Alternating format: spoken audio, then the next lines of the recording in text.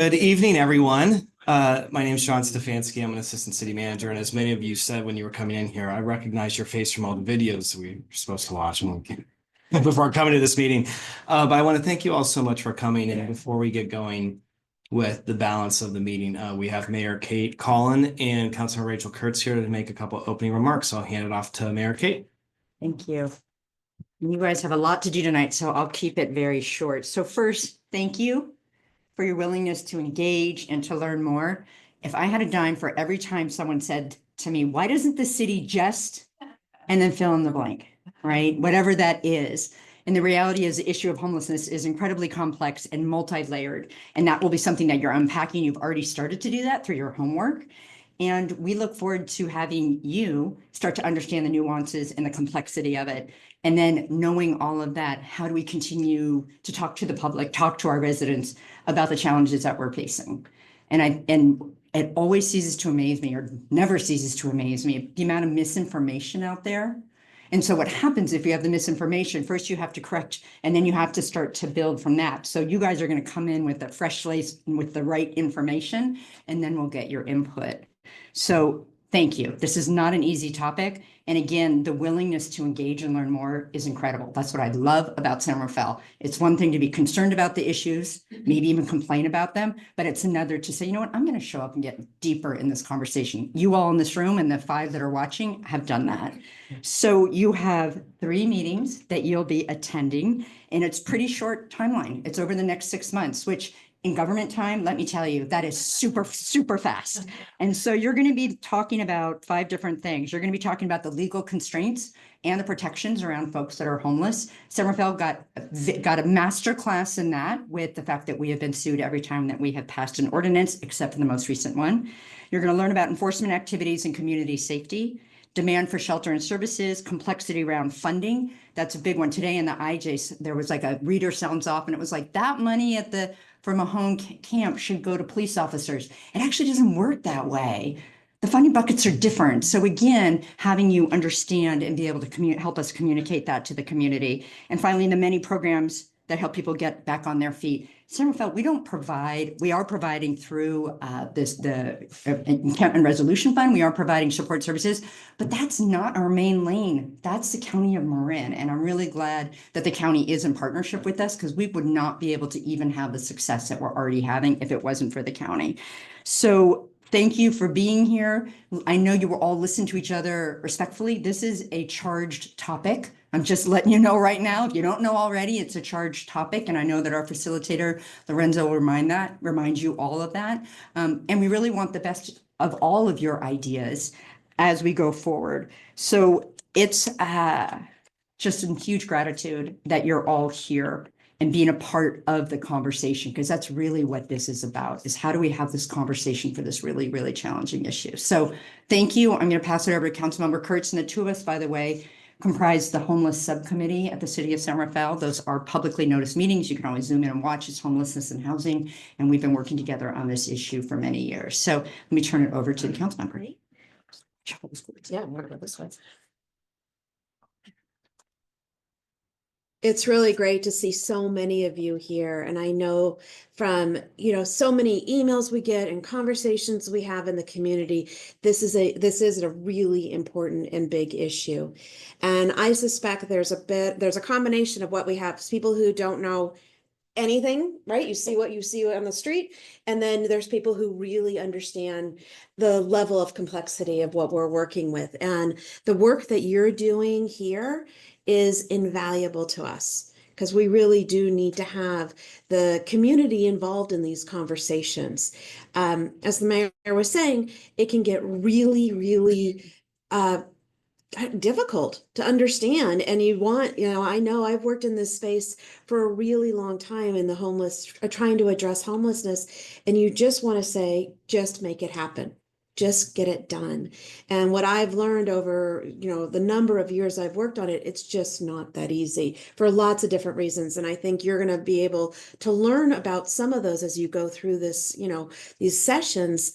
And it's really valuable.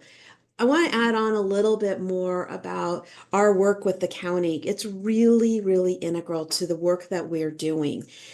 you'll learn, and what I've learned as well, San Rafael has one piece of the pie and the county has another piece of the pie.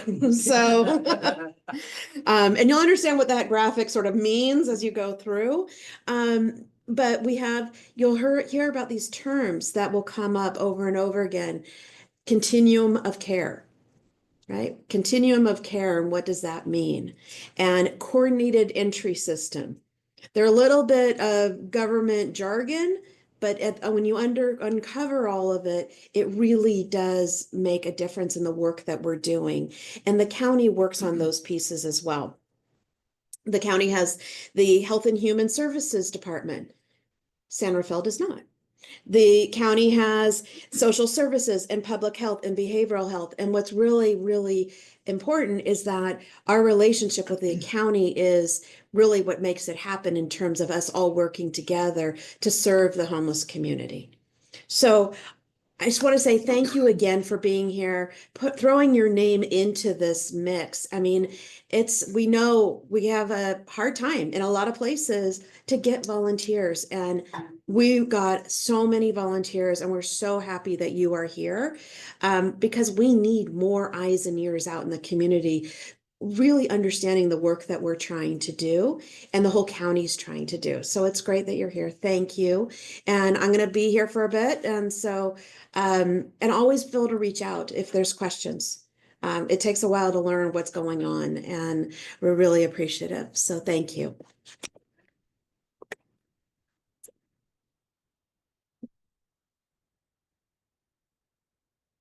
All right. Thank you, Mayor Kate and Rachel. And behold, as I try to work a PowerPoint and talk at the same time. There we go. Just as a reminder, so the staff presentation of tonight's meeting is going to be recorded. It will be on our website later this week. And so if we say something you missed it, or there are folks who weren't able to join us, and so they'll be able to watch the meeting that way as well. We just had the welcome by Mayor Kate and Councilmember Kurtz, but now we're going to turn it to all of you for some introductions and then an icebreaker activity, which is everyone's favorite part of a community meeting. Right. And before we go out to the working group members, I just want to take a moment to have our city team introduce themselves. So we'll start with Mel, and then we'll go back to Rob and Christine. So.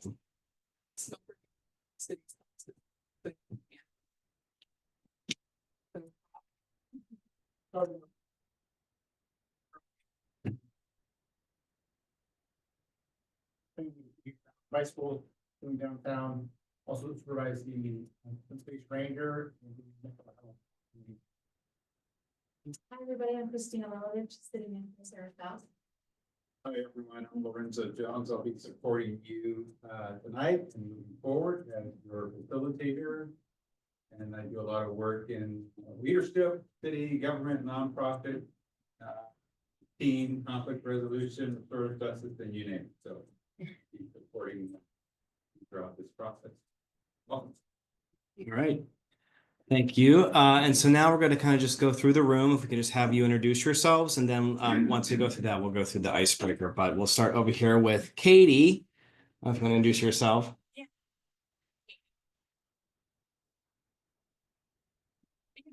To eat food and a lot to be burned. Yeah, and lots of other places. And I signed up for the working group because I've been following this issue for a number of years, kind of in the context of Albert Park and, just some safety issues that have come up in Albert and Birkdale Park. And I want to advocate for a better situation to this problem for everyone, including a lot of the neighbors and families and children at Parkside and Davidson and in neighborhoods where we've had a lot of homeless encampments and a lot of challenges dealing with the homeless encampments. Cool.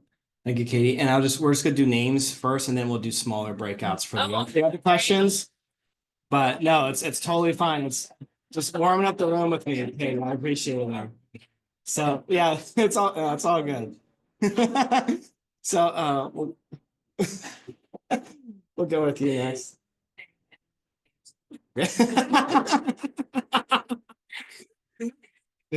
Oh, I love it. Yeah. And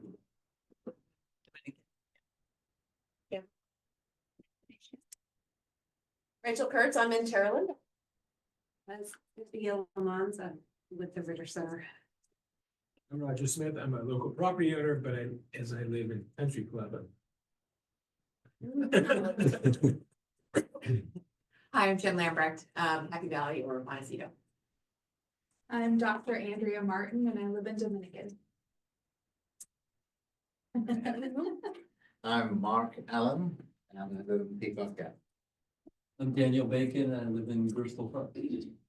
I'm Mimi Pico, and I live in. I'm Nancy Ellen Bowden, I live in San Rafael in the development Bay Point Lagoons. John Bischoff, and I live in the West End. Ellie Stewart, I live in Picnic Valley. Erin Strolia and I live in the Happy Valley, and I also am the CEO of the San Rafael Chamber of Commerce. Dan Cooper, I live in Bristol Park. Erin Hawkins, in the Community Action Room. Lauren McCarthy, I live in Bristol Park. I'm Gabrielle Wayne, and I live in Brett Hawks. I'm Molly Lavo, and I live in Brett Hawks. I'm Corsha Bowman and I live in Corvadera. Michael Siminoff. For staying this right around the corner by Martin Academy. Nice. Very good. Okay. So now the icebreaker. So one is for.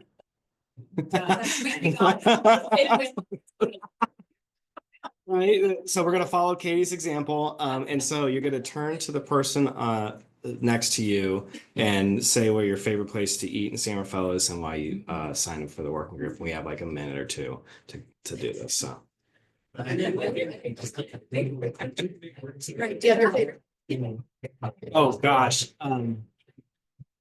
That's not brought in on council meeting nights. Yeah, right. I mean, soul food was so good, but You're probably on the mic. I just did what's over it's the Italian restaurant in Sterling. I like the yes. I just went there for the first time and had like this amazing salad. It's like I didn't come there for lunch. Yeah.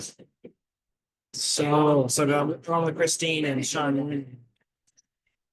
Did you do the one that's they donated a portion to St. Vincent's? I think, yeah, it was that one. Yeah. It was really good. That's great. Yeah, that is a good, and they live in San Rafael. That family's been around for a really long time. So. Yeah, it's a really cool little spot. Yeah. I was in a meeting up at Los Gamos and it's Oh, that's so perfect. nice. I do. I'll note it out in a second.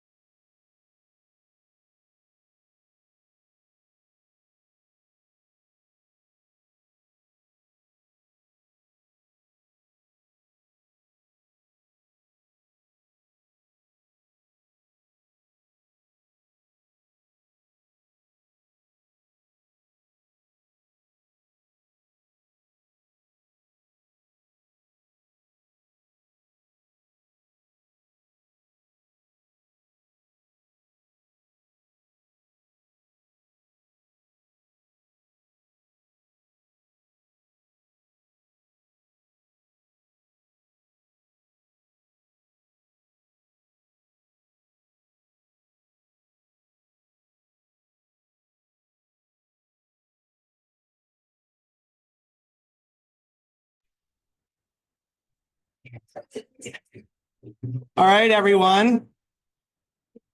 We have a limited amount of time, and I want to make sure we get everyone out of here by 7:30. I know I got you guys in the back listening. Okay. Let me make sure I get this off of here as well. Unmute myself. So who has a really good place in San Rafael to eat? El Davide, yes. Well, we're gonna do one more. Who wants to compete with that? What was that one, Nancy? Tutu Lounge. And then what were you gonna say? Where's that? By the Civic Center, Mm-hmm. over by that bail bonds. You Yes. guys- Oh, yeah. Not that I haven't been, I've driven by it. Ooh.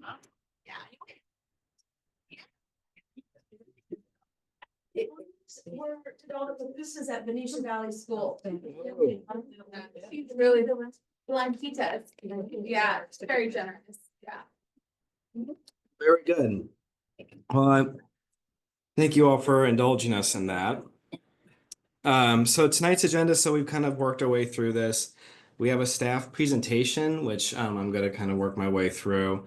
And then we'll be going into a working group breakout. So how do we get here? I think you all have probably seen this slide. And for most of you, it's familiar, and you've likely heard that the city has said for most of the last year that we've had our hands tied. It's been a very frustrating situation. I was thinking back today that, the city council adopted the camping ordinance in July of 2023, and we realistically, we didn't begin to enforce that until October of this year, like literally like a month ago. And the Boyd litigation has been just incredibly challenging for the city. As a staff person, I know Mel has worked in this, Christine. It has been just an incredibly challenging thing to be a part of and to work through on the city side. And we did what we could to respond to the court and try to follow the court's direction for the better part of that year. And just, for example, and I think in the spirit of this working group, we spent, it was like last year at this time, like December through February, where we were working with the court, attempting to develop what we like refer to as like a KOA style program, like a Campground of America kind of program, where we would have designated campsites all throughout the city, and people would be able to sign up for them, and that's where they would go and camp. And we attempted to implement a smaller version of that, and it really just did not work. And we tried in our good faith to implement, because that's what the court was asking us to do, but we didn't have an enforcement mechanism, and it just wasn't going to work. And we had a judge in that circumstance going through this who was also really difficult to work with. And I'm thinking back to earlier this year when there was an encampment fire right outside of Marin Roofing. That was pretty significant. And, the city wanted to go and enforce our fire code, and the judge told us that we couldn't. And so the reason why I raise all of this at the top of this presentation is that so from the city side, we have been doing everything in our power and our ability to respond to homelessness in the community, to respond to community concerns, but also to respond to the individuals themselves who are experiencing homelessness, because we know that unregulated encampments are really not good for literally anyone, the people living in them and the people who are living around them. And just to share, there are practical impacts of that lawsuit. And so some data to it, we had our police department kind of pull some data, and they looked at the number of police incidents from May of 2023 to May of 2022 to May of 2023, and compare that to May of 2023 to May of 2024. And it was over 1,000% increase in police incidents while the city was unable to enact our local regulations. So that's practical impact on the police department, but also an impact on the surrounding community near the Mahone Creek Path. So the city's approach is moving forward is really informed by this experience of the last 12 to 15 months, right? Where we as a city don't want to get ourselves back in court. And so that puts us in a place where we're trying to seek to balance compassion with order, um, uh, but also being mindful that we don't want to do something that puts us back into court. And the other part of that is it's a regional and it's a statewide issue. And San Rafael, by one ordinance, is not going to resolve or solve homelessness. That's just a reality. And then the only other thing that I'll add, and we shared this out with the pre-reading materials, is the city of Norwalk. And so just some additional context is, I think, in addition to facing potential lawsuits, the governor and the state government is not fooling around when it comes to taking actions against cities that are not actively or rather cities that are trying to get in the way of supporting individuals experiencing homelessness. And as we saw with the city of Norwalk, they're now being sued. Their housing element is now being decertified, which means the builder's remedy can take off. And so basically they have no land use control. Here locally, we would run a risk of losing the $6 million in ERF funding that we got, plus the housing element piece. So now we're past Boyd. The last couple of weeks, our team has been working to stand the sanctioned camping area, which Mel will talk about a little later. And we are in the process of enforcing our camping ordinance, like I said. And so to share this, this is some information that we haven't really put out in like a public meeting outside of this, and it's up on our website now. But just so you all understand what the enforcement approach is, and just to level set for us, Rob and his team are going to be going out every Tuesday and patrolling the city to see our regular kind of hotspot areas where we have encampments to see if we can get people to comply with the camping ordinance. And so for people who are violating any kind of setbacks, campsite size maximums, or have illegal structures, we'll be issuing notices and they'll have 48 hours to comply. And we have contractors on call and scheduled already for that preceding or that Thursday after to then abate that. And so this is a regular weekly occurrence for the city. For one nuance is if people are camping in prohibited areas, the city will be going out on Tuesdays, but those folks will have 24 hours to comply. Again, unless there are some special or exigent circumstances. So these are some of those special and exigent circumstances. I'm not going to go into them. They're fairly self-explanatory, but we have gone through on the staff level and defined what this looks like, and it's on our website. And after this, we can share that out with you all. But essentially, these would be the circumstances when the city would require someone to comply with the camping ordinance in a time frame less than 24 hours. So also like violating the school or playground proximity pieces of the regulation, like if somebody's 50 feet away from a playground or 200 feet away from a school, are they going to be removed immediately, or is that going to take 48 hours? The lights are automatic. We'll get to questions.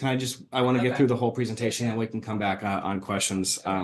So I just want to be mindful of our time, and I also want to make sure that we have the time for you all to do the breakout discussions as well, which I think is more important than listening to me drone on.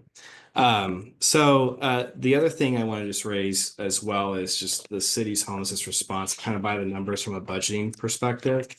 So the city's general fund budget is $112 million. This funds basically all of our basic services, police, fire, as well as our capital improvement program, which is another 33 million. And we have 1.5 million of the general fund supporting homelessness activities. And so that includes a portion of some staff time that's dedicated to this, as well as a contract that we have with the Downtown Streets team, some encampment management contracts. So we provide porta potties and waste management services for the encampment along Anderson that's outside and not a part of the sanctioned camping area. And I'll note, because I also oversee our library and recreation department, that that dollar figure is roughly about the same as what it costs to run Pickleweed and Northgate Library. And it doesn't include the amount of money that we spent on the Boyd litigation, which was considerable in and of itself. Also, another nugget of information is earlier this early October, when we were standing up the sanctioned camping area, we made a number of we did some kind of targeted enforcement of the camping ordinance along Anderson while we were moving individuals into the sanctioned camping area. Those cleanup efforts cost us $77,000, and that was funded largely from ERF and some funding that we got from the county as well. The ongoing cost of encampment debris removal, so those Thursday cleanups, we're estimating at $15,000 to $20,000 going forward. So just to keep that in mind. And the reason why I raise all this is that the city does not receive any recurring revenue to support homelessness response, not from any local taxes, not from any state taxes, and not from any federal dollars either. The money that we have to support the sanctioned camping area and that program has been made possible by the ERF grant, which is a one-time 3-year-long grant, and a $1 million state appropriation that we were able to get in partnership with the county and Senator McGuire. That's it. So any other additional funding would have to come from the general fund, which means that then there's a whole host of other priorities that then come into play. Park maintenance, library services, police, fire, you name it. And the reason the city invests in this is because there are spillover impacts, unfortunately, from homelessness that impact our ability to deliver our core services. And so police, fire, parks, libraries, and then there's also negative externalities that are on our local economy. And so that's why the city has, over time, started to spend general fund dollars to help alleviate those impacts. And the last bullet here is one that, quite frankly, I've worked in local government for over 10 years, and I wasn't made aware of this until earlier this year, which is that there is no level of government that is mandated to solve homelessness. It's not cities, it's not counties. It's just kind of like this amorphous, like you do it, but there's actually like no, like the city of San Rafael, we are chartered for basically your core city services, basic health and safety codes. The county is different. They have a whole setup of different services that they provide, in addition to doing city services in their unincorporated areas. So the county is also in a similar boat as the city when it comes to funding ongoing services to support individuals experiencing homelessness. So despite all that, the city has worked really hard. Mayor Kate and Councilmember Kurtz have talked about this. That, you know, for well over the last 10 years, San Rafael as a city has been trying to move the needle on homelessness in Marin County. And so that goes back many years where the city helped bring all of the cities in the county to come together and raise funding for specific homelessness services through what's called the Community Homeless Fund. And we had a staff member a number of years back who led the charge to increase coordination amongst the city, the county, and the service providers who are working in the homelessness space. We had the services support area under the 101 viaduct. And over the last, year or so, we've been searching dozens of sites for a potential interim shelter or tiny home project. The Mahone Creek Path project, that is a temporary thing. And we're trying to find another location where we can kind of move that to. And then we've also been working on developing a formal partnership with the county. And this is, talking with our elected officials, something that is very huge and new for us, to have actually a formal partnership, which the council just adopted at the council meeting last week. So that's a lot of information, but I'm going to hand it off to Mel, who's going to go over just some of the service pieces. And all of this will kind of feed into the latter part of tonight, but we'll also have time for questions as well, Katie. So we'll hand it off to Mel. Thank you, John. Yeah, so just as John mentioned, I'll go over a few more slides that touch on some aspects of both services and the sanctioned camping area that'll mostly be a refresher to feed into the group discussion that we're going to have in a little bit.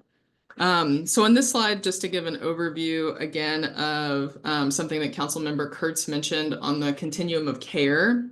So that's something federally across the US. And so Marin, we have our own Marin County continuum of care. So that really starts off with people getting connected to the coordinated entry system. So someone would be referred either through an agency, or someone could call in that wants to get them services. And then either the county staff or community-based organization staff, so nonprofit folks, would be able to go out and assess and enroll them into that coordinated entry. And that assessment will be looking at people's specific vulnerabilities, their unique needs and challenges, in order to put them into that system prioritized based on those vulnerabilities. And then outreach teams are sort of the next step. So they're going to be constantly in contact with people, helping connect them to other services and support in the field. And they can also do some of those assessments for folks as well. We're dimming again. Thank you. It's kind of fun. Yeah, and then that next step is going to be getting people enrolled in programs and services.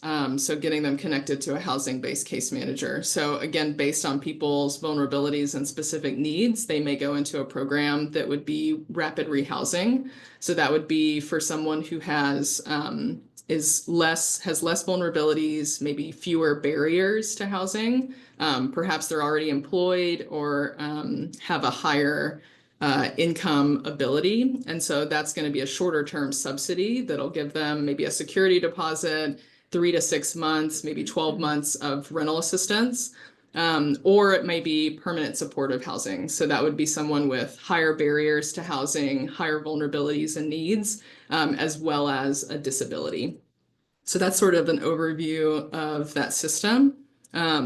And since 2017, when coordinated entry and the continuum of care started in Marin, the city, in partnership with the county and other service providers, have successfully housed over 380 of our most at-risk individuals facing homelessness in San Rafael. So just folks who were in San Rafael with homelessness have been housed since 2017.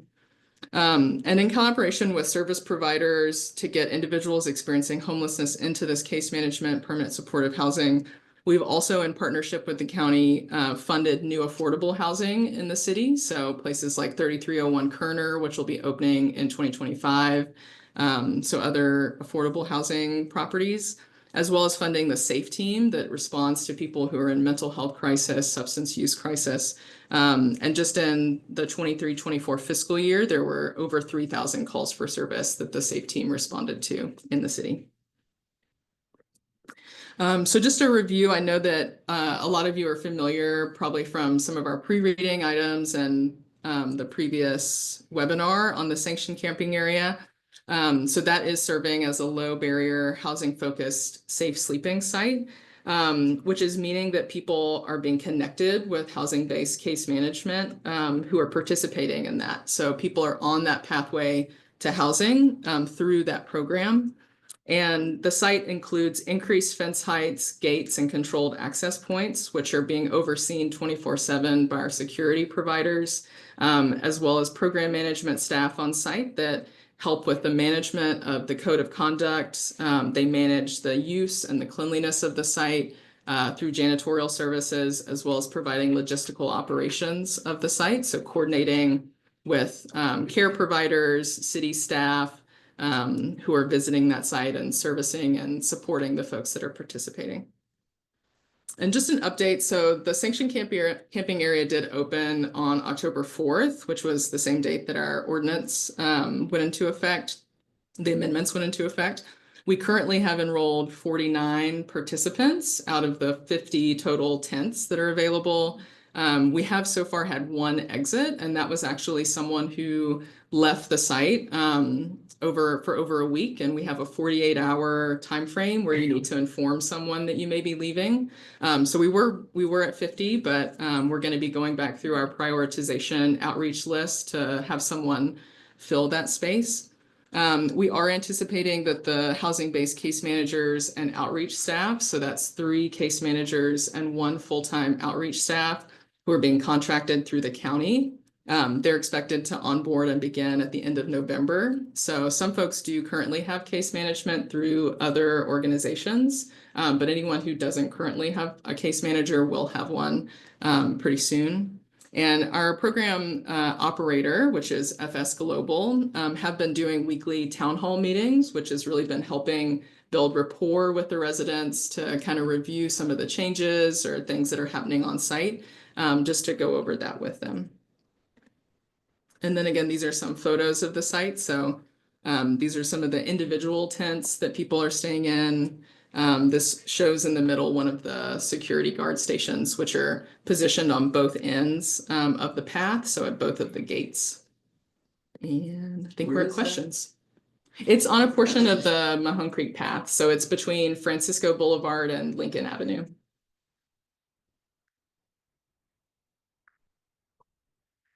All right, so we have some time for questions. I know, Katie, you have one. No, you're here to ask. It's all okay. We're here to have questions and discourse and all of this, and I appreciate you coming prepared.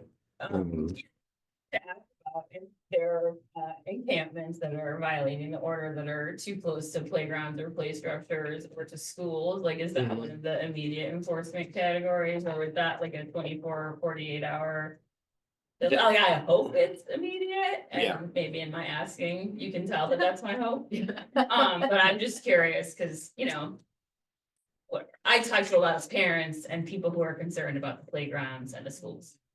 Totally. The quick answer is it depends. Okay.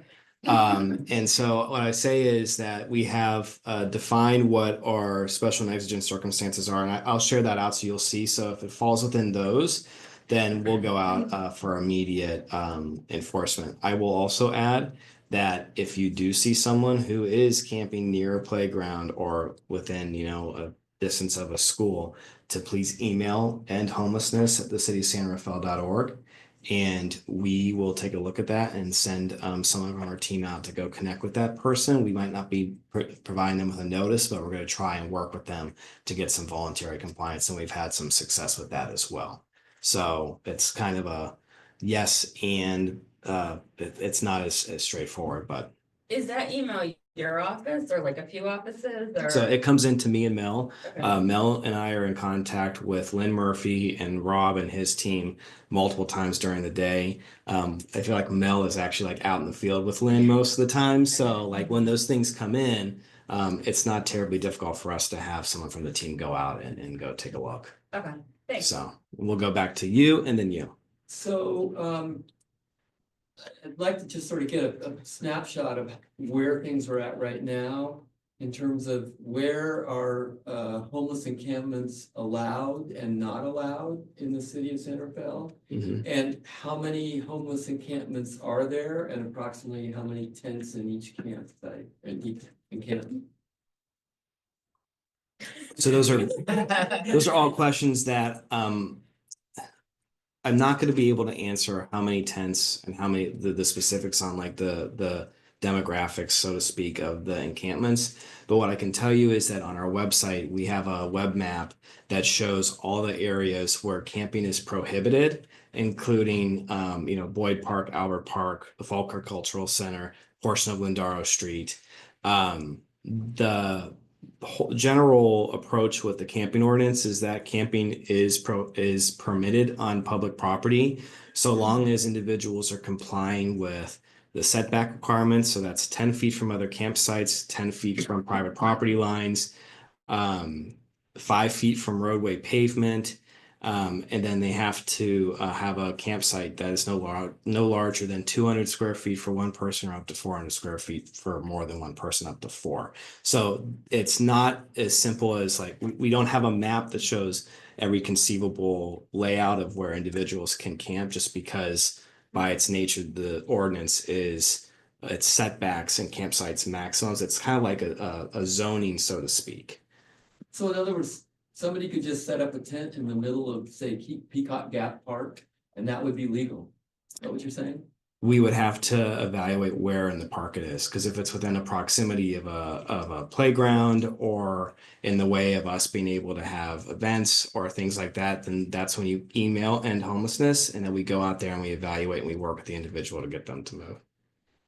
So we're gonna go to Roger and then you back there. Now that the encampment has been set up visually, what's the approximate total cost from all agencies on an annual basis to run that camp? I mean, That's a great question. So it is a $6 million grant, and we have $1 million of funding from McGuire's office. So it's $7 million total that we have spent to date, probably, what would you say?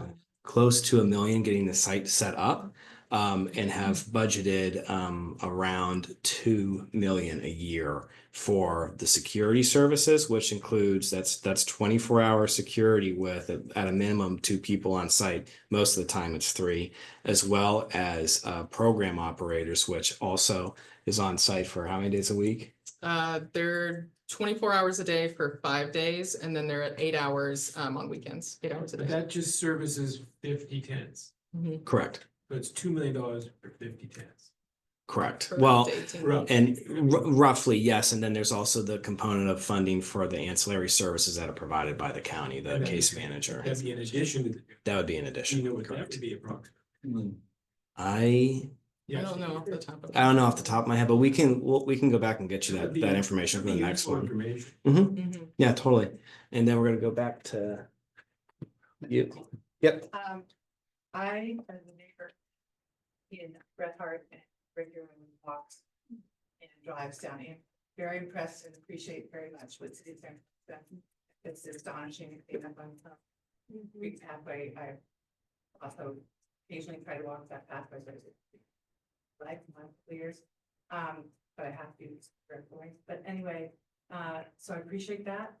It looks like it really served the people who are there, choosing to be there. And I also appreciate very much what's going on in Anderson, so I'm assuming that about those 15 tents that are there are now compliant. And those people who are choosing to live there, are they waiting to be able to move from Home Creek? Are you providing them with a similar case management service? I do appreciate that you're acknowledging that they're there, you're giving them bathroom. But what's the status there? Obviously, boulders are in the other section, but what's the status of the Anderson area? This was literally my question. Yeah, great. A 2 for 1, yeah. Yeah, definitely. So that's sort of one of our locations that the SRPD, like Rob and staff, are reviewing each week for compliance. So people on Tuesday, we're doing the review and helping folks get into compliance on Thursdays. Folks aren't necessarily sort of on like a waiting list for the sanction camp. So we have a list of folks who are in the area prior to January of 2024, which is the eligibility timeframe. So some of those folks may still be camping on Anderson and may be eligible if a space opens. People who are in that area are still eligible to receive the case management services through the ERF3 grant. So they could be still providing that, getting that. And then we are doing this 50-50 case manager in partnership with the county. And so some of those folks are either from previously connected to the Albert Park encampment that are still unhoused in San Rafael. And we're going to be outreaching to additional folks that can get that case management service as well. Great. And then our city manager wants to make comment on that as well. Hi, everybody. I want to make a comment about something else, but thank you, John and Mel. You're doing an amazing job. I wanted just to briefly put into context the legal risk that the city still faces. We are celebrating not being in a lawsuit right now, but it might contextualize what how the camping ordinance is designed. And the Supreme Court case that overturned the Grants Pass case that overturned the former Supreme Court decision does give cities and local governments more flexibility. The rub is that the foundational reason for that court case is you can't tell people you can't camp somewhere if you don't have somewhere else for them to go. This is kind of this foundational piece. And so just to put it into context, the county of Marin, Karen probably knows the numbers better than I do, but we have a couple of hundred shelter beds in this entire county, and we have about 1,300 unhoused folks. So we have this major gap in, you say, well, why are people camping on Anderson at all? Well, they really don't have anywhere else to go. We've got the 50 tents, and Roger, to your point, it's very expensive. The services are very expensive, right? The tents aren't, it's the services, and the services are what are trying to get people actually housed in a permanent situation. But I just wanted to put that context in place, because if we were to strictly prohibit camping across the city right now, the likelihood that we would be sued again is extremely high. And then we would be back and we'd be seeing Anderson look, even with the sanctioned camping area. And so it's very difficult to kind of understand this larger framework that we're in. So I just wanted to share that a little bit as we're talking about, well, why camp in a park at all? We have to have spaces that are available for camping, and it's a delicate balance. So Yep. We'll do two more questions. I want to make sure we have time for the breakout group. So we're going to go back to you, Michael, and then you, Lauren. No. Yeah, so just following up on that, thanks for that information. So I think in Santa Fe, there's 326 unhoused people. You have 50 people in tents, and obviously there's a lot of people across the county that don't have places to go. I mean, what is the real focus on creating places for people to go, which seems to be the biggest blockage to removing the homeless people off the streets and giving them a pathway to something better? But right now there's just nowhere for them to go, and to your point, you can't just make a move. So I mean, Santa Fe's $1.5 million is like a 1% of the budget. There's not a lot of money here to solve the problem, given how expensive 50 tents are. So I mean, how are we gonna get the money? And it's a really great question. And to your earlier comment, where are we going to get the space? Right? We're a 150-year-old city. We're fully built out. Like, there aren't really a whole lot of areas for us to go and build any kind of interim shelter program outside of the city limits. And so this is something that's going to require the city and the county to work together to find a solution, both on a funding from a funding standpoint and from a physical space standpoint. And I would even go so far to say that you throw the city of Novato in there as well, because we all can't just afford, we can't do this on our own with the amount of revenue that's coming in for the city. Like, we can't support $2 million in perpetuity for 50 tents. We have to be figuring out, okay, well, is there funding from the state? And the state has a number of programs that are out there. But one of the things that made us so competitive for ERF, and Marin County was one of the first awardees of this last round, and had the highest amount of dollars awarded to the county, more than what LA County got that round. We had close to $20 million that the county was able to pull in this ERF 3 round. And that was done because, in our case, we co-wrote an application, said we're going to do this together. And that made us a heck of a lot more competitive than if Santa Fe just said, hey, we're going to do this on our own. So it's an answer. It's not an answer. The crux of it is that there just isn't there's no recurring available funding for cities across the state to support this. So, and then over there. Sorry, I have like specific question. So I'm the gentleman from Mm-hmm. You mentioned setbacks. How camping spaces works in parks that technically close at nightfall, so like 10 p.m. 9 p.m. Are those spaces areas where people are unavailable to camp because it's closed, or is that not how it works? It's a great question. I asked our legal team that literally, I think 2 weeks ago, because I had the exact same thought. And the answer from them is that the camping ordinance takes precedent over the park rules over when the park is open, when the park is closed. And for better or for worse, that's what it is.